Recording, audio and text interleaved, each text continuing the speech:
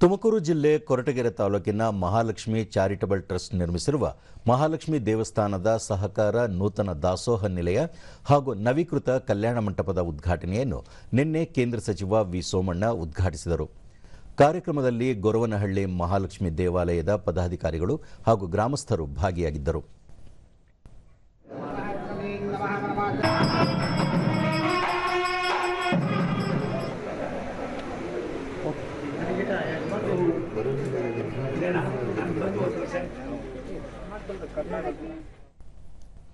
ಬಳಿಕ ಸಚಿವ ವಿ ಸೋಮಣ್ಣ ಚಿಕ್ಕಮಗಳೂರು ತಿರುಪತಿ ರೈಲು ಮಾರ್ಗ ಉದ್ಘಾಟನೆಯಾಗುತ್ತಿದ್ದು 2 ವರ್ಷಗಳಲ್ಲಿ ರಾಯದುರ್ಗ ರೈಲು ಸಂಚಾರವನ್ನು ಆರಂಭಿಸುವುದಾಗಿ ಭರವಸೆ ನೀಡಿದರು.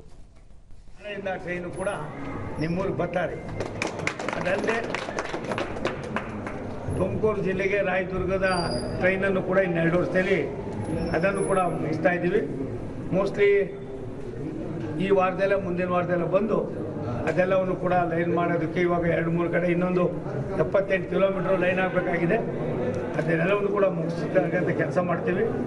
ಅದೇ ರೀತಿ ತುಮಕೂರು ದಾವಣಗೆರೆಯನ್ನು ಕೂಡ ಒಂದು ಹಂತಕ್ಕೆ ತಂದು ಅದು ಕೂಡ ಕೆಲಸ ಪ್ರಾರಂಭ ಮಾಡಿಸ್ತಾ ಇದ್ದೀನಿ.